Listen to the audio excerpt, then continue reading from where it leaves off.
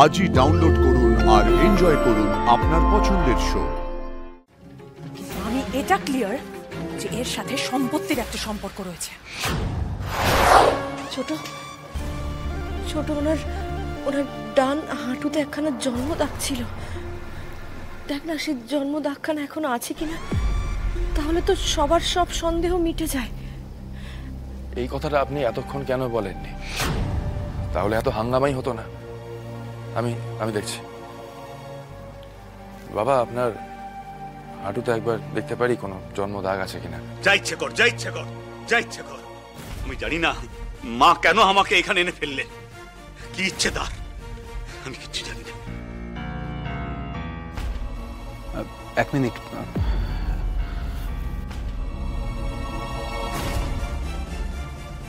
এই জন্মদাগের বিষয়টা তো জানাই ছিল না আমার।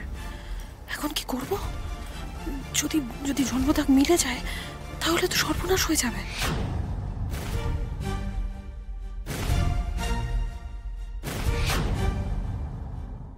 ছোট রানীমার টেনশন হচ্ছে। জন্মদাগটা মিলে গেলে কি করবেন এখন ম্যাডাম?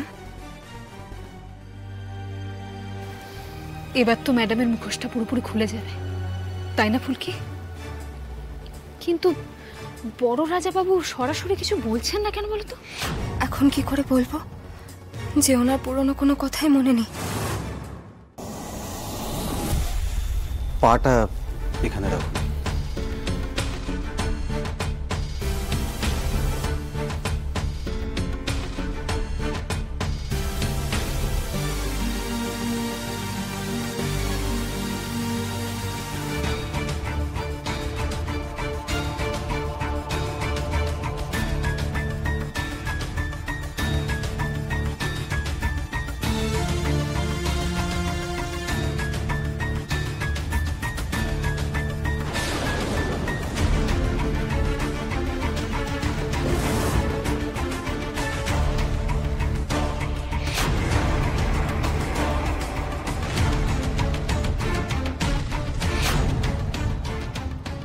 এ তো পোড়া দাগ। আপনার পা পড়লো কি করে বাবা?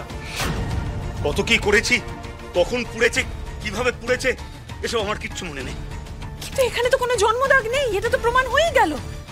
দিদি দিদি তুমি দেখছো তো, আমি বলছিলাম না ইনি বড় রাজাবাবু হতেই পারেন না। ম্যাডাম, জন্মদাগটা দেখা যাচ্ছে না পোড়া জায়গাটার কারণে, কিন্তু তা বলে এটা তো জোর দিয়ে বলা যায় না যে জন্মদাগ ছিলই না।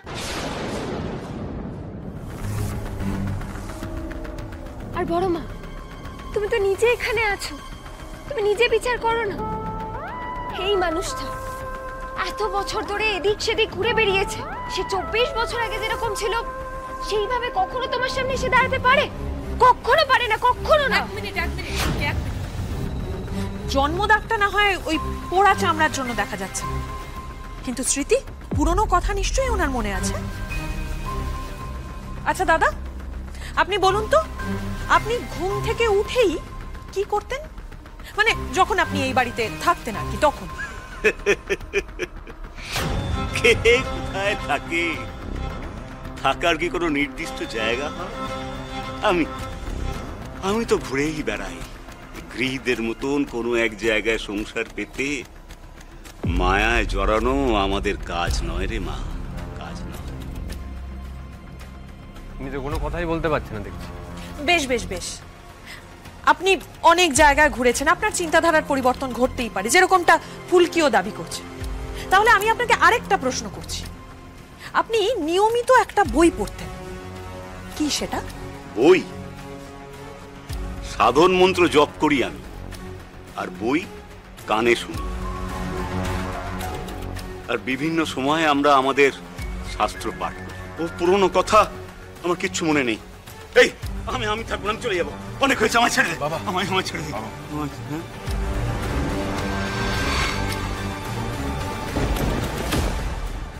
ম্যাডাম, আপনি ওনাকে পুরনো কথা কেন জিজ্ঞেস করছেন বলুন তো? আপনি বুঝতে পারছেন না এত বছরের ঝড়ঝাপটায় বড় রাজাবাবু সম্পূর্ণ সুস্থ স্বাভাবিক নেই, আর পুরনো কথা মনে নেই ওনার। কিন্তু তার মানে তো এটা নয় যে উনি বড় রাজাবাবু নন। আরে বাবা, চেহারা তো একেবারে মিলে গেছে, তাই না বড় মা? কোথায় মিলছে? যে ছবিটা তুমি দেখিয়েছো তার সঙ্গে তো এই মুখের কোনো মিল নেই। রং পুড়ে গেছে, জন্মদাগ দেখা যাচ্ছে না, এখন আবার শুনছি নাকি স্মৃতিশক্তিও চলে গেছে। ফুলকি একটা জোচ্চোর লোককে এই বাড়িতে বড় রাজা বাবু সাজিয়ে নিয়ে এসেছে। এর থেকে ভালো কোনো কথা আমার আর মাথায় আসছে না। জন্মদাগ পোড়া দাগ দিয়ে ঢেকে স্মৃতিশক্তি চলে গেছে এরকম একটা মিথ্যে কথা চাউর করে ফুলকি প্রমাণ করতে চাইছে যে এই লোকটাই বড় রাজা বাবু। এর পিছনে ওর কি উদ্দেশ্য রয়েছে সেটা আমি স্পষ্ট করে বলতে চাই না, কারণ আমার কাছে কোনো প্রমাণ নেই। আমি এটা ক্লিয়ার যে এর সাথে সম্পত্তির একটা সম্পর্ক রয়েছে। দিদি, দিদি, ফুলকি তোমার সমস্ত সম্পত্তি নিজের নামে লিখিয়ে নিতে চেয়েছিল, মনে আছে তোমার? একদম মিথ্যে কথা বলছেন আপনি। আরে বাবা, আমি কি করে জানি যে বড় রাজা বাবুর হাঁটুতে জন্মদাগ আছে? খবর নিয়েছো? তুমি তো আটঘাট বেঁধে কাজে নামো, তাই না? ব্যাস, অনেক হয়েছে। আর না, কথায় কথায় খালি দোষারোপ করে যাবেন আপনি। আপনার কি দোষারোপ করা ছাড়া আর কোনো কাজ নেই? হ্যাঁ, আর কিন্তু ভদ্রতার সীমা রাখা যাবে না ম্যাডাম। আর আপনি সবসময় বড় রানীমাকে ফুলকির বিরুদ্ধে ভুলভাল বোঝান কেন? হ্যাঁ, এটা কেন করেন? কি উদ্দেশ্য আপনার? এটা বলুন তাকে সবার সামনে। আমার উদ্দেশ্য একটাই, বড় রানী খুবই ভালো একজন মানুষ, সাদাসিধা মানুষ। আর ভালো মানুষের সুযোগ যাতে কেউ না নেয় সেটা দেখাটাই আমার কর্তব্য। এই লোকটাকে আমি এই বাড়িটাকে ঘাট ধাক্কা দিয়ে বার করে দেবো, আর তার সাথে তোমাদের।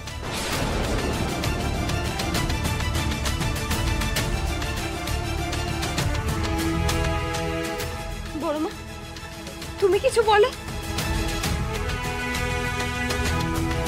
কাকাবাবু, আপনি কিছু বলুন। আমি তো ভেবেছিলাম জন্মদাগটা থাকবে, কিন্তু সেটা তো নেই। তারপর উনি কিছু পুরনো কথা মনেও করতে পারছেন না, স্মৃতিশক্তি হারিয়ে গেছে মনে হচ্ছে। তাহলে কি করে আমি এতটা নিশ্চিত হব ফুলকি? দেখেছো দেখেছো তোমরা সবাই কিভাবে দিদিকে প্রভাবিত করেছে ওই মেয়েটা, কিভাবে দিদির ভালো মানুষের সুযোগ নিয়েছে। আসলে কি বলতো দিদি, ওই যে তুমি ফুলকিকে বলেছিলে না বড় রাজা বাবুর খোঁজ নিতে, ফুলকি সেই সুযোগটাই নিচ্ছে। কিসের সুযোগ ম্যাডাম, কিসের সুযোগ?